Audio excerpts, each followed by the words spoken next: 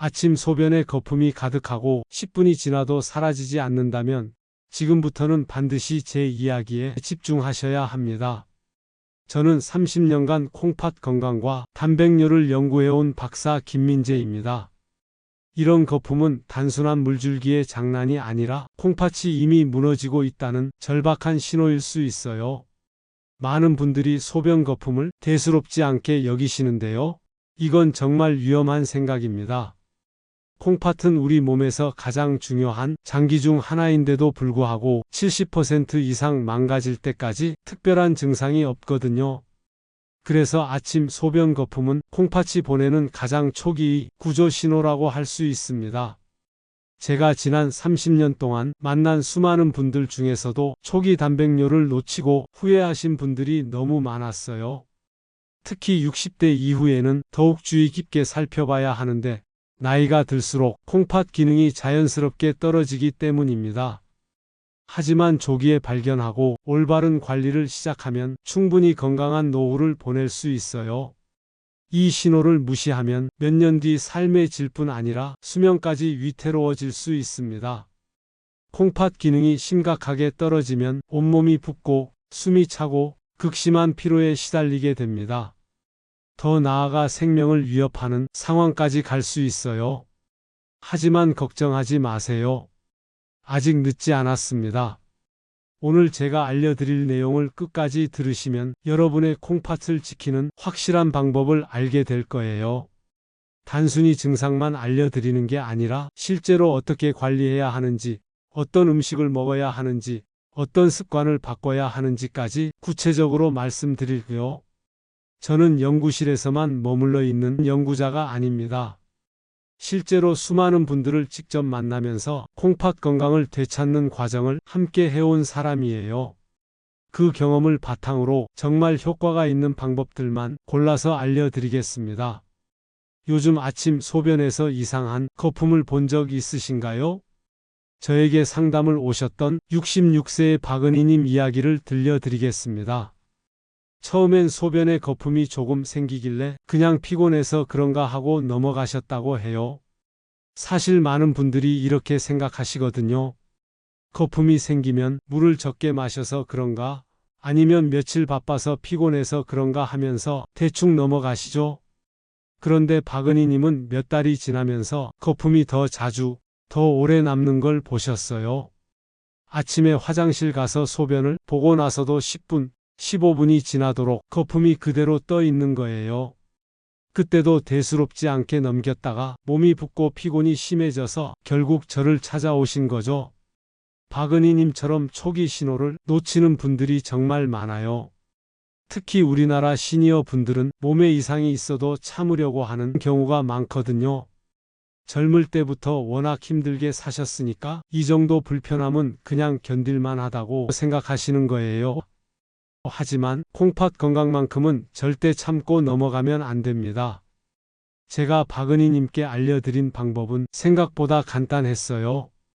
아침 소변 10분 확인법과 함께 식단에서 국물 줄이기, 가공식품 덜 먹기, 물 섭취법 지키기를 실천하시자.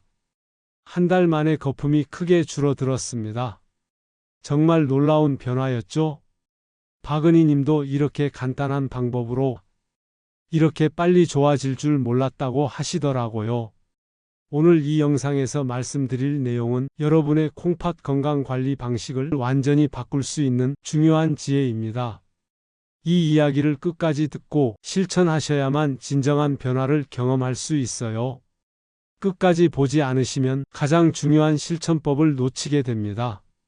마지막에 나올 단 하나의 습관이 모든 것을 바꿀 수 있거든요. 혹시 아직 구독과 좋아요를 누르지 않으셨다면 지금 바로 눌러주세요. 이 채널은 여러분의 건강한 노년을 응원합니다. 이런 중요한 정보를 더 많은 분들이 알 수 있도록 구독과 좋아요로 응원해 주시고요. 끝까지 보시면 왜 지금 당장 여러분이 작은 습관을 바꿔야 하는지 분명하게 깨닫게 되실 겁니다. 박은희님의 경우처럼 콩팥 건강은 정말 작은 관심과 변화만으로도 충분히 지킬 수 있어요.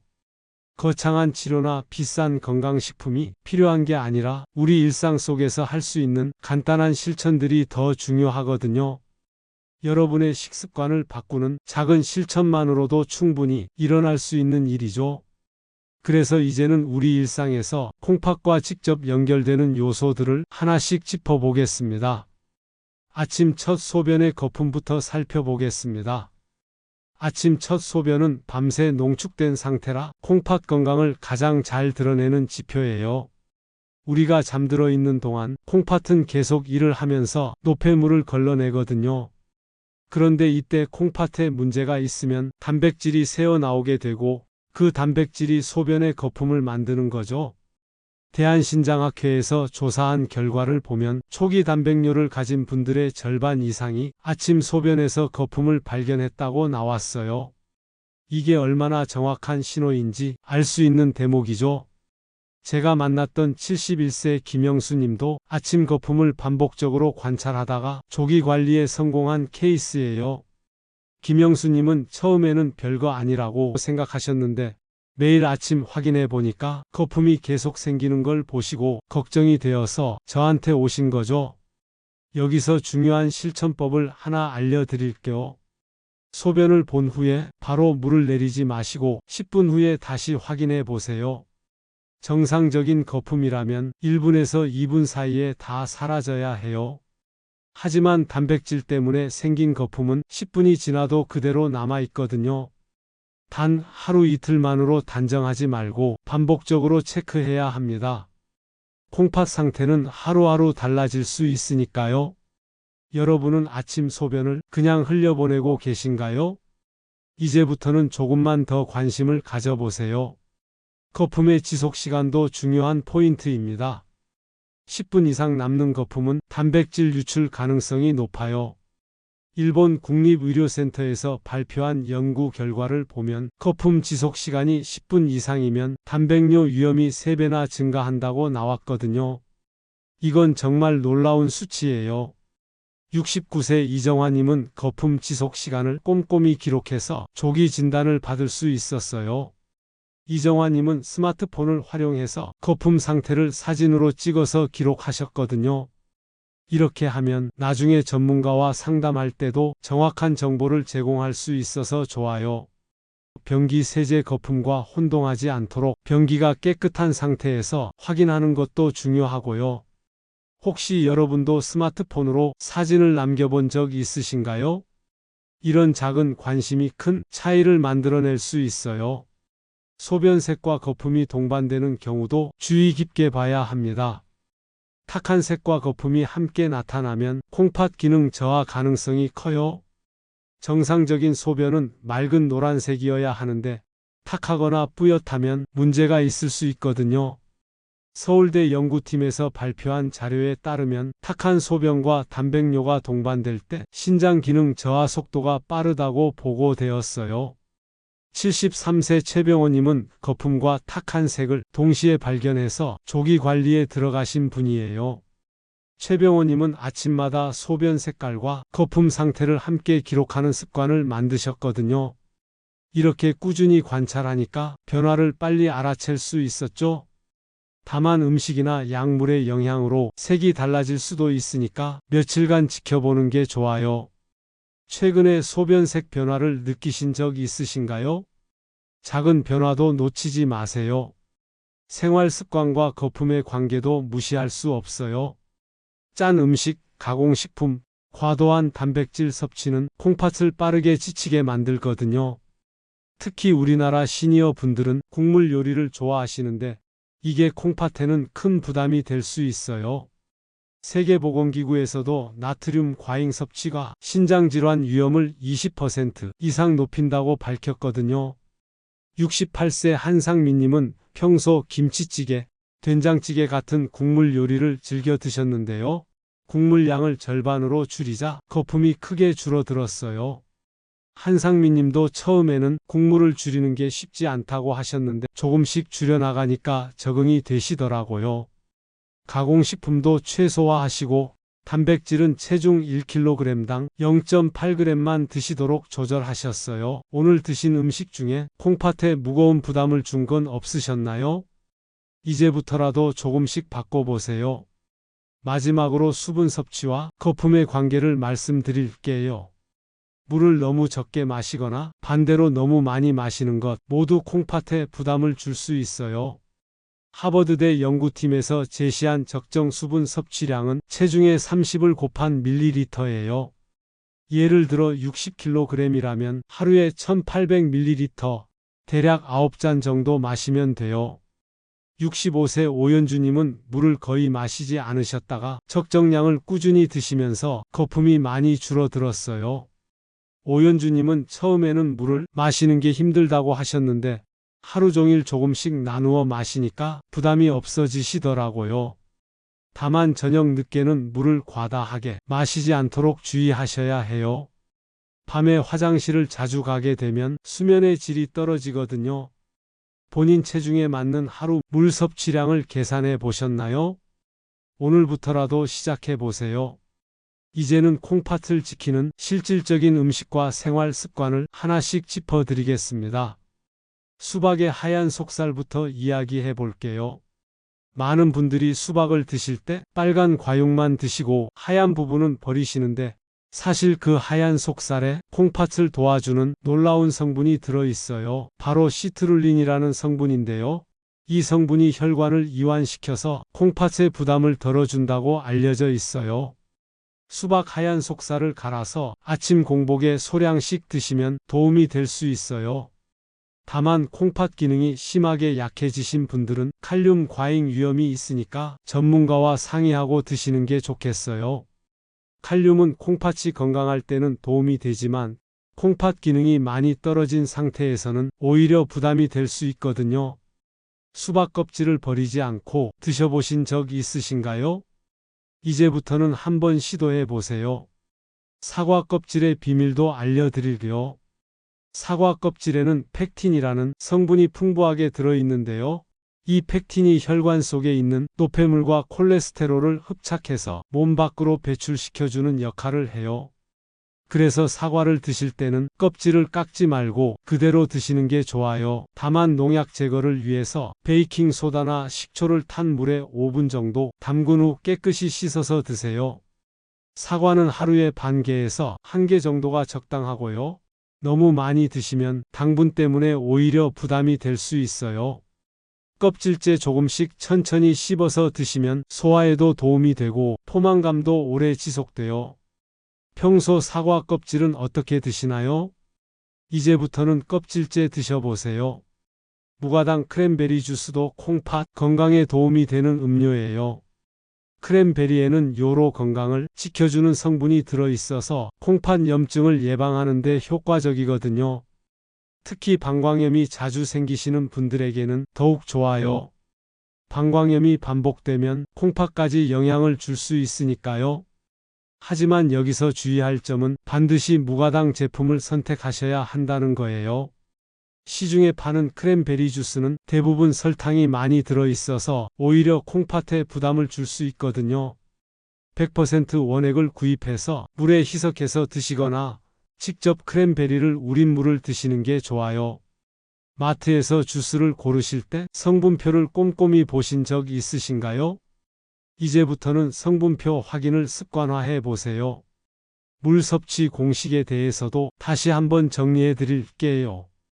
앞서 말씀드린 대로 체중의 30을 곱한 밀리리터가 적정 섭취량이에요.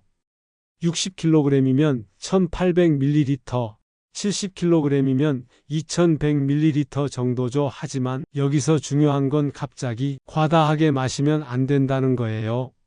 물을 갑자기 많이 마시면 콩팥이 급작스럽게 일을 해야 하니까 오히려 부담이 될 수 있거든요. 하루 종일 조금씩 나누어서 미지근한 온도로 드시는 게 가장 좋아요. 차가운 물보다는 체온과 비슷한 온도의 물이 흡수도 잘 되고 콩팥에도 부담이 적어요. 아침에 일어나서 공복에 한 잔, 식사 30분 전후로 한 잔씩 이런 식으로 규칙적으로 드시면 돼요. 오늘은 몇 잔의 물을 마셨는지 기억하시나요? 내일부터는 횟수를 세어보세요. 마지막으로 발목 펌프 운동을 알려드릴게요.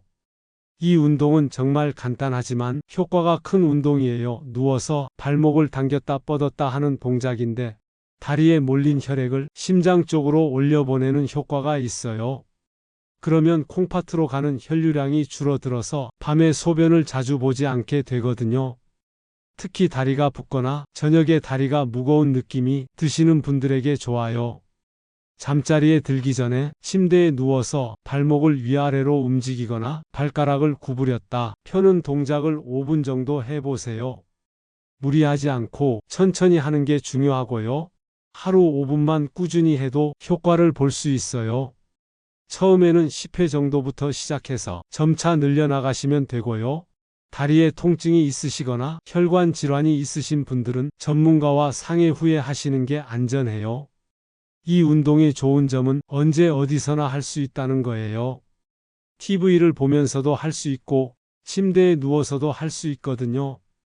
오늘 밤 바로 따라 해보실 분 계신가요? 정말 간단하지만 효과적인 운동이니까 꼭 시도해 보세요. 이제 마무리로 오늘 내용을 정리해 드리겠습니다.